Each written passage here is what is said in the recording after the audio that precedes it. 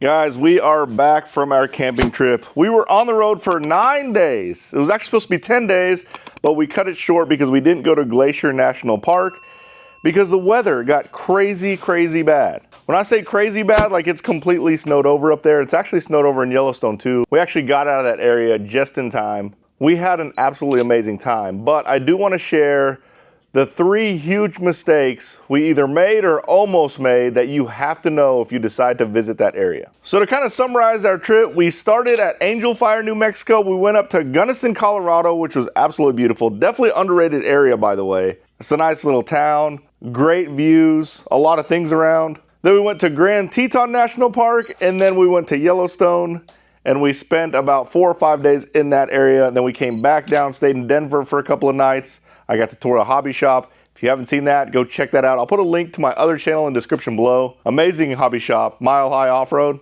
It's money. But straight to the mistakes we made. The first big mistake we made is we didn't check the weather as well as we probably should have. Like we checked the weather, like we saw the temperatures and stuff like that, but I pretty much only checked all the way up until halfway of our trip. I probably should have checked more. But it's not just the rain or the snow or anything like that. The biggest thing was the wind.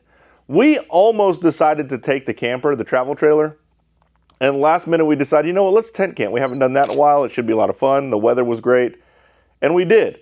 I'm glad we didn't. If you want to go to Yellowstone, make sure you check the winds heading to that area because, guys, on our way there and on our way back, there were multiple wind advisories, 75-mile-per-hour crosswinds. The whole time I was driving, I was like, me and Melissa were like, God, I'm glad we didn't take the camper.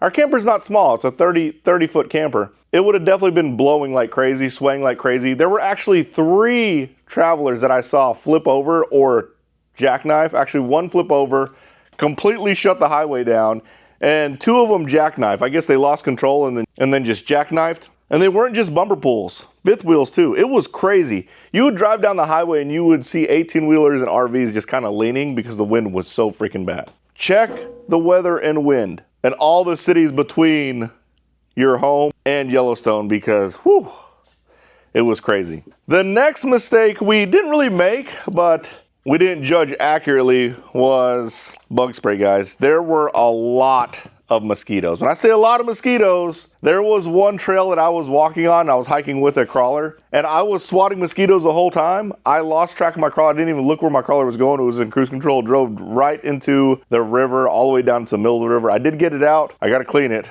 It's super freaking dirty. But the mosquitoes were crazy. They were obviously crazy during the day. At night, when it drops to below 50 degrees, there weren't really any mosquitoes. They don't really fly or anything. So at night, it was perfectly fine. But during the day, if we were hiking, we couldn't just sit in front of our camp or anything like that because the mosquitoes were so bad.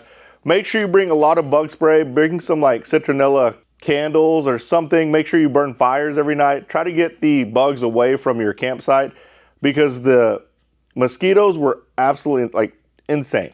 And I'm from Texas. They weren't huge, there was just so many of them. The last mistake you don't want to make, which we didn't really make this one that bad because Melissa was so good at planning, is make sure you bring like medicine, allergy medicine, first aid stuff. Out in that area, there's nothing.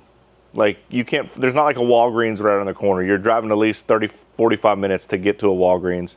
Maybe that's not that bad. Maybe in some areas, maybe an hour. But we ran out of allergy medicine. As soon as we felt something like our throat kind of getting sore or a sneezing or anything, we took allergy medicine. We ran completely out of allergy medicine. So make sure you bring enough medications and be prepared for everything. A lot of allergy stuff, Benadryl, calamine lotion, stuff like that. Bug spray, I mean, that's not really medicine, but like a like anti-itch spray. Bring all that stuff because if it happens, anything happens to you out there, you might be able to go to like the clinic, like the National Park Clinic, but it's not good. So yeah, those 3 things. Don't make those 3 mistakes. The weather, the bug spray, and medications and things like that. Obviously, the weather and bug spray, this might only pertain to like in the summer, but I think it was absolutely beautiful. We had a great time. So many memories, just amazing views. If you have to ask me what my favorite park was, I would say the Grand Tetons were my favorite park, mainly because not only did it have beautiful views, it wasn't as busy. Yellowstone was mega busy. It's like I was in traffic for one spot. I was in traffic for maybe 45 minutes.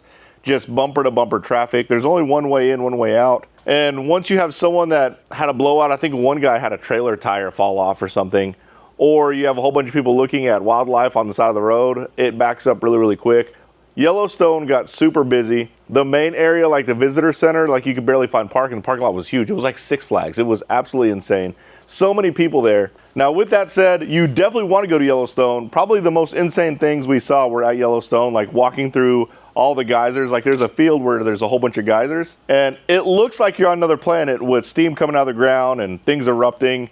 And there's a little boardwalk where you can walk through. It was really, really cool. Obviously, the buffalo, bison, all the wildlife, amazing. And then there was this one area, I think it was called the Prismatic something, but it was like, I don't even know what it is. I'm not a geologist, obviously, but it was like these beautiful colored rocks, huge holes with water in it. It was really cool. I'll put a picture so you can see what it looked like, but that was absolutely amazing.